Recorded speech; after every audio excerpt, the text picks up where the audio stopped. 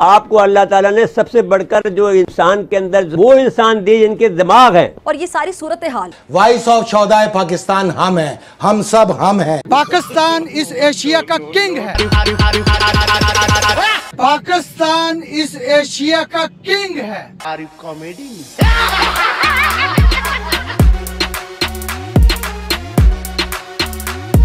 और सुन, तो जन्नत में अल्लाह ने बड़ा अय्याशी का सामान रखा है, उनमें एक एटम क्या है, हूरें भी हैं। अल्लाह रब्बुल इज्जत फरमाते हैं कि सफेद बाल से मैं हया करता हूँ। जोर जोर से बोल के लोगों को स्कीमें बता दे। माना अनजान है तू मेरे वास्ते, माना अनजान हूँ मैं तेरे वास्ते। तुझको बुलाती हूँ तो आए क्यों ना? बुलाती है मगर जाने का नहीं। लेकिन दिल में लड्डू फूट रहे। हाय काश हमें भी ऐसी दौलत मिली होती। मुझे क्यों ना और तड़पा, काम खत्म कर दे। इससे मैं हवस पूरी करूंगा, अपनी ख्वाहिशात पूरी करूंगा। हम करते हैं प्रबंध। आए आए आए। जंग का आगाज, ईरान पर इसराइल का हमला, ईरान की मुसल्लह अफवाज और 6 साइंसदान भी शहीद हुए। कि अल्लाह का निजाम हरकत में आ गया। मुसलमान ममालिक इसराइल को बचा रहे हैं। ये सितम है, ये जुल्म है, ये ज्यादती है। नेतन्याहू ने कई साल पहले अपने इंटरव्यू के अंदर एक बात कही थी कि उनको पाकिस्तान का न्यूक्लियर प्रोग्राम खटकता था, खटकता है और खटकता रहे इंशाअल्लाह। उसको बुच्चर कसौड़ा कहा जाता है, इसराइल ना कहें। आग में हाथ डालोगे जल जाओगे। हम उस आग पे मजीद तेल डालेंगे। डाल के देखो फिर पता चलेगा।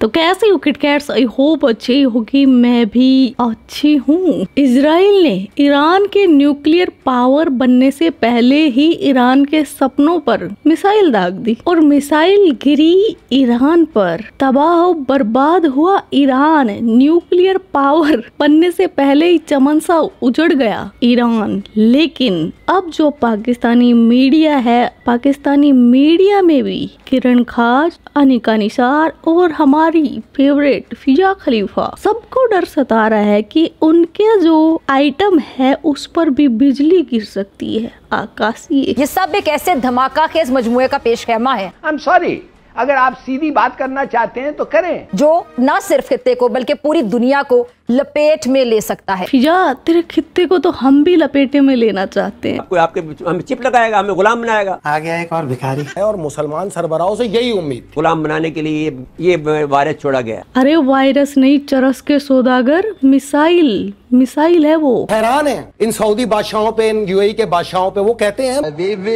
Come to Dubai. तो फिर होगा क्या? मैं दिखाती हूँ।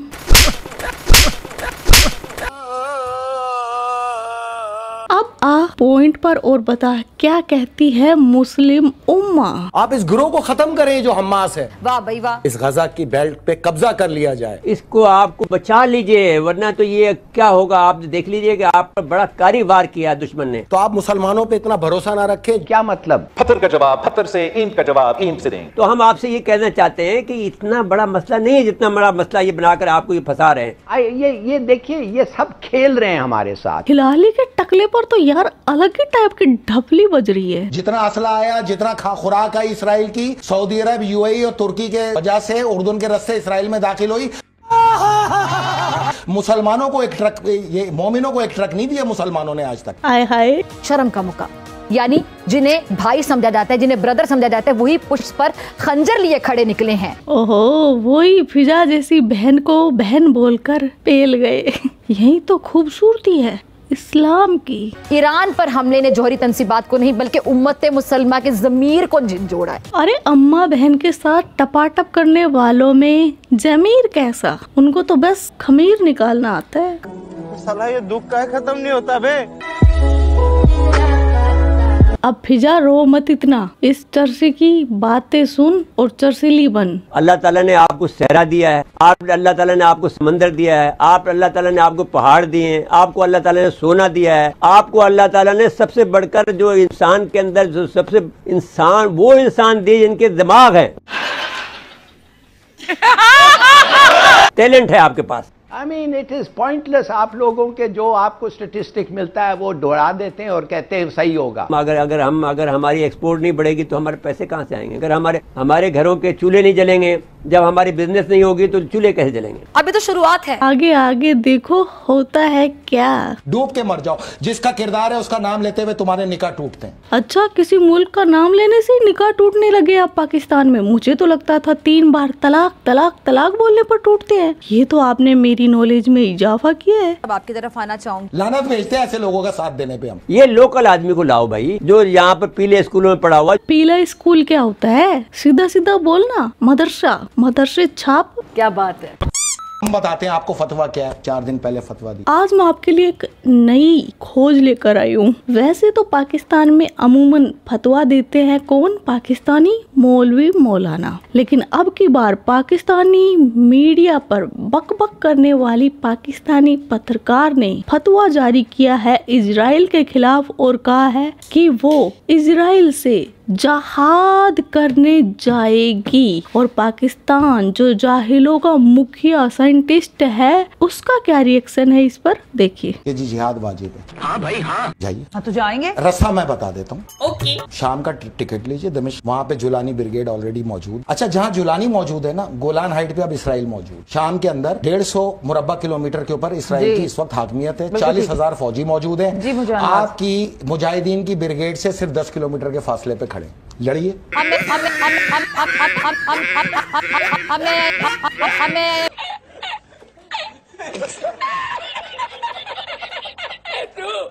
लड़ लीजिए। आप तो वहाँ बैठ के बोल लेंगे हमारे तो चले जाएंगे ना, आपकी डिबेट ना करें ना। आप बात होनी चाहिए, बात होनी चाहिए, खुल के होगी। जिसको आना है आए। ये अगर फतवे दिए आपने तो अमल करके दिखाई। मुझे लगा ये जाहिल इसका साथ देगा, जहाज में जहाज पर बैठकर जाएगा, लेकिन यहाँ तो लड़ाई शुरू हो गई। वैसे पहली बार ये जाहिल सही बोल रहा है। ये जो पाकिस्तानी होते हैं ये बकबक करते हैं, पाकिस्तान में नारेबाजी करते हैं, तोड़ फोड़ करते हैं फिलिस्तीन के लिए। भाई उससे फिलिस्तीन का क्या फायदा?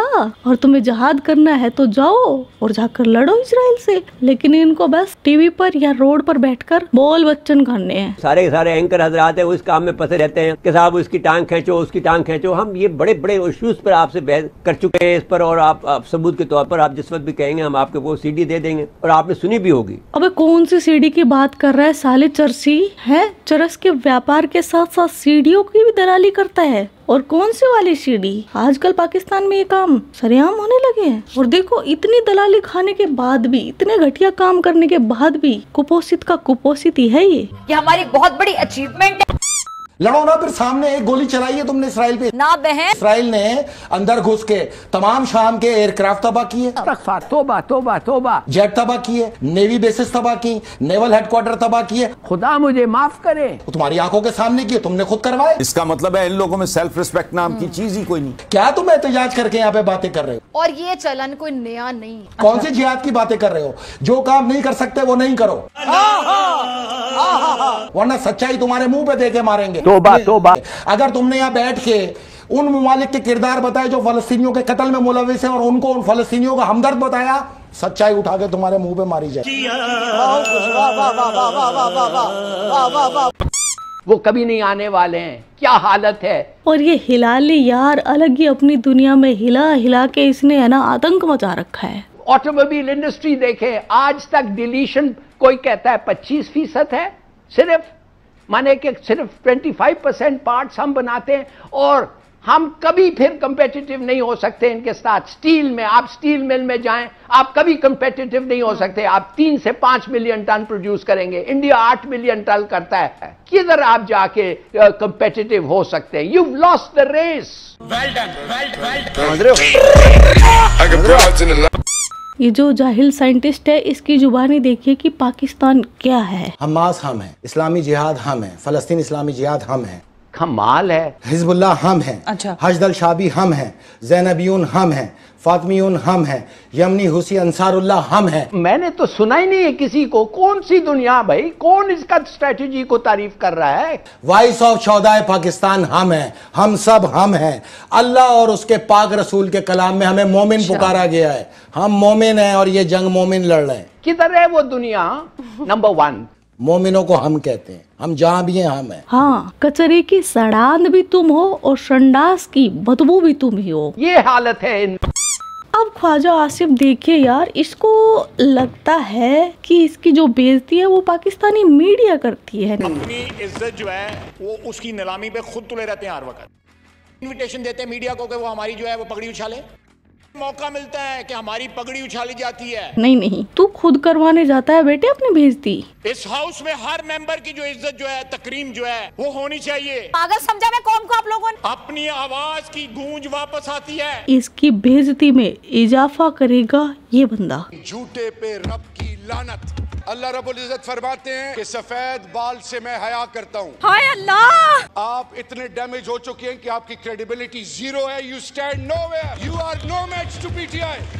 मिनिस्टर फॉर डिफेंस साहब सुने, अल्लाह का नाम ले, ये मुल्क आपको माफ नहीं करेगी। खुदा का खौफ करो, कोई अखलाकियात भी होती है, कोई एथिक्स भी होती है, कोई हया भी होती है, कोई शर्म भी होती है। एक दूसरे की शक्लें क्यों देखते हैं, कोई शर्म करो। अगर आप में जरा हया होती आप यहाँ ना होते। ये मुल्क है या एक तमाशा ही बना दिया आपने? जहाँ पे मेरे लीडर और मोहतरमा बुशरा बीबी के ऊपर बात होगी, जादू टोनों की बात होगी। बुशरा बीबी पिंकी पीरनी इमरान खान की बीवी है, वो जादू टोने करती है, ये किसी से ढकी छुपी बात नहीं है। लेकिन मरियम बीबी ने उसको जादू टोटके करने वाली बोल दिया था। इस पर जो इमरान खान का कोई चमचा है उसको लग गई मिर्ची, और उसने जो मरियम बीबी की इज्जत तार तार की ना, वो देखने लायक है। वैसे पाकिस्तान में बेइज्जती किसी की हो, हमें तो मजा आता है ना। वहाँ पे मैं गैराज की बात करूंगा कि गैराज में क्या हुआ था। जहाँ पे जादू टोनों की बात होगी, मैं ये कहूंगा कि हम बारात लेके गए थे, लेकिन वहाँ पे दुल्हन 25 साल के बजाय 70 साल की नानी निकली, इसलिए वापस आ गए।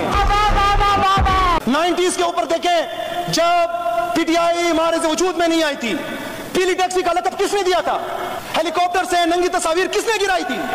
अच्छा, इस बंदे ने मरियम बीबी के लिए पीली टैक्सी और किसी की नंगी तस्वीरें पाकिस्तान में हेलीकॉप्टर या प्लेन के जरिए फिकवाई गई थी। इतने पैसे हैं सालों नंगी तस्वीरों के लिए। खैर, मुझे इन दोनों टॉपिक के बारे में जानकारी नहीं है और मैंने रिसर्च करने की कोशिश की तो भी नहीं मिली। अगर कोई नॉलेज रखता है तो यार मुझे तो बड़ी एक्साइटमेंट है इन दोनों टॉपिक पर रोस्ट करने की। तो जिसके पास जो इन्फॉर्मेशन हो कमेंट में बता देना। ओके, फैसला किया कि मैं यहाँ हाउस से इस्तीफा दे रहा हूँ। मैं वजीर आजम साहब, नंबर तुम्हारा भी आने लगा है। जितना पॉलिश तुमने देना है बूट को दो, जितनी चमक निकालनी है निकालो। इंशाअल्लाह ताला वो दिन दूर नहीं है कि तुम भी इस चक्की के अंदर जो है पीछे जाओगे। क्या लगा रखा है, जब कोई एक पावर में होता है तो दूसरे को जेल में। मैं बोलती हूँ पूरा जो कायदे आजम का कबीला है उसको एक कैद खाना घोषित क्यों नहीं कर देते, रहो भेड़ बकरियों की तरह। हाँ भाई हाँ। अब बिल्लो रानी का वो देखे कि अपने मुल्क में ये डॉक्टर कैसे बनाएगा। हम इन बच्चे को कैसे डॉक्टर्स बनाएंगे, कैसे लॉयर्स बनाएंगे, कैसे मीडिया को गाली दे, ऑपोजिशन को गाली दे।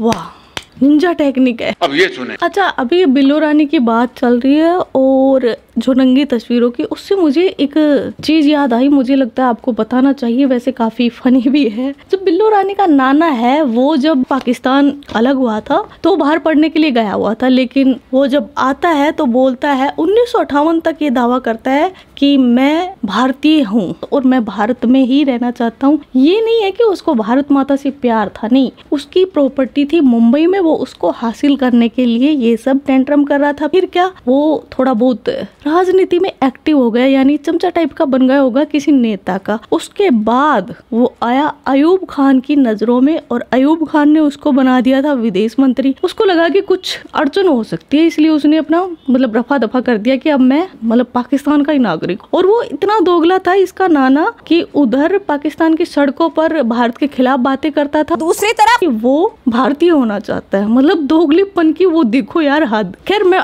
आती हूँ मेन मुद्दे पर कि जब उसको फांसी दी गई बिल्लो रानी के नाना को, तो जियाउल हक एक मतलब छोटे रैंक का ही इनका पाकिस्तान में वो जो आर्मी होती है उसका था। तो इसके नाना को लगा कि ये क्या ही उखाड़ लेगा, इसको बना देता हूँ आर्मी चीफ। लेकिन उसने भी फिर उसको धोखाई दे दिया और उसको जेल में डाल दिया। और पूरे पाकिस्तान को ये डर था कि ये हिंदू है इसका नाना। तो जब ये मर गया था तो जियाउल हक ने इसके नाना की नंगी तस्वीरें खिंचवाई थी मरने के बाद। देख रहे हो इनकी गिरी हुई हरकतें। और यहाँ पर कुछ लोग हैं कि जो बोलते हैं नहीं आतंकवादियों ने तो पैंट नहीं उतरवाई थी। अरे जो खुद के मुल्क के लोगों को नहीं छोड़ते थे ये देखने के लिए कि ये हिंदू है या मुसलमान। और अगर इसका नाना गलती से अगर उसका खतना हुआ नहीं होता तो इसकी जो बिल्लो रानी की माँ है वो कभी पाकिस्तानी नेता नहीं बन सकती थी। और ये बिल्लो रानी बातें करता है बड़ी बड़ी। आज हमें किसको बंद करना है?